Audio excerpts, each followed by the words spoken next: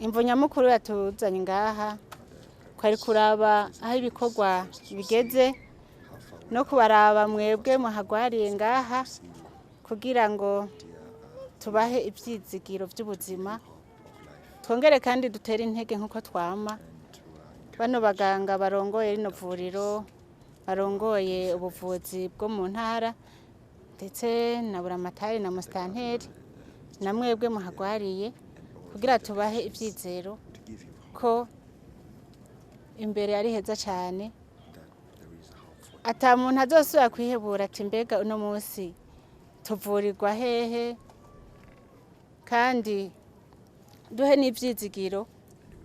n'uwo wese agwaye indwara yo mu kigo twisunze isekeza twagize iteka 14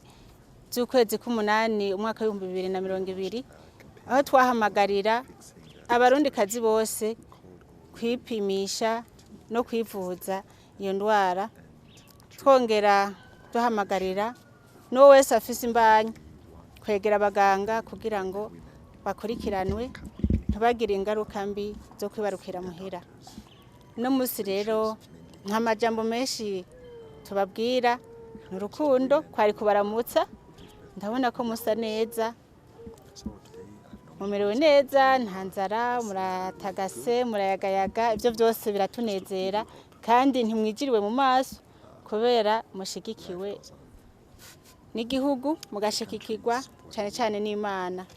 gaca mugera rero n'abaganga babitwararitse duhamagariye rero uwo wese afise ndwara kwiyandikisha no kwivuza murabona yuko ibikorwa bigeze kure bagiye kuronka aho bazoza barabakirira nkuko mwabyumvise ubushikiranganje bujejwe amagara y'abantu nabwo buriko barondera kugira ngo bongereze inguvu muronka abaganga bakwiye kugira ngo basahirize abasanzwe bakorera ngaha ivyo rero twese biraturaza ishinge kugira ngo ndetse n'abana bacu baze bakurikirane ubwo buvuzi kugira umuntu wese azoshikirwa n'ico kibazo aronke uwo yitura kandi yavyigiye tukaba dushimiye cyane n'abaganga bo ngaha ukuntu baguma bafashanya bakigisha n'abandi bahanahana ubumenyi Imana nayo igaca idufasha igaca iduha abaganga bafise n'ubwenge kugira ngo babikore barashaka ufise n'ubumenyi mu ishuri ariko ubwenge bwo kubikora bikanka ariko rero dufashije n'Imana yaduha abaganga b'incabwenge n'umusi rero twagendanye n'umushitsi akunda abarundi akunda abakenyezi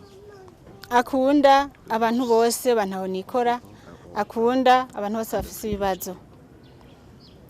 n'umukenyezi w'umunyamerika kazi twashatse kumwereka abakenyezi bagenzi b'abarundi kugira nawe aze kubaremesha abahe n'ivyizigiro by'ubuzima cyane cyane twazanye twe nawe umutima w'urukundo umutima w'urukundo ni wamukuye mu gihugu ciwabo umushikana ngaha mu Burundi aje kuraba abarundi kubera abakunda na cyane cyane abarundi kazi ntiyabirengagije tirengagije abarundi kazi ni kuvuga ko n'abarundi barashikirwa abagabo banyu baca barema bati bajya bafasha bacu bari hariya barafise abantu baza kubaraba bakabaremesha nkuko twama twabivuze rero duhamagariye n'abagabo kudasubira kwinuba abakenyezi babo babonye bafashwe n'iyo ndwara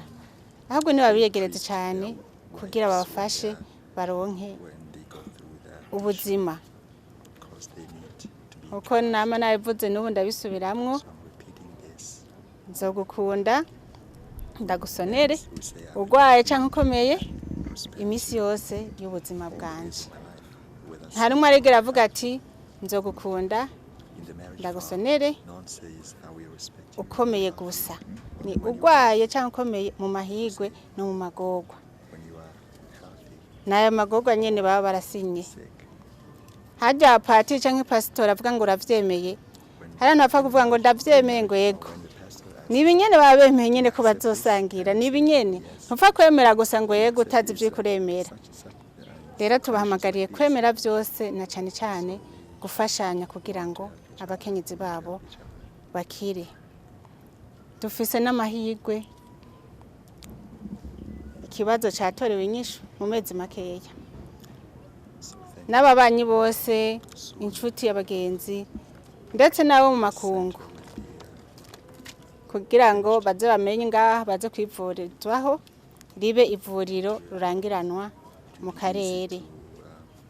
Simvuze akarere ka Gitega, oya, akarere k'ibihugu byacu baze ngaha bahurumbira rino vuriro ryacu. Nuko rero nagira ndangize ndabashimira cyane kwikaze mwaduhaye gene mwatwakiranye igishika n'ingene naho mufise ivyo bibazo mugumana akanyamuneza mugumana n'umunezero kwakira abashitsi.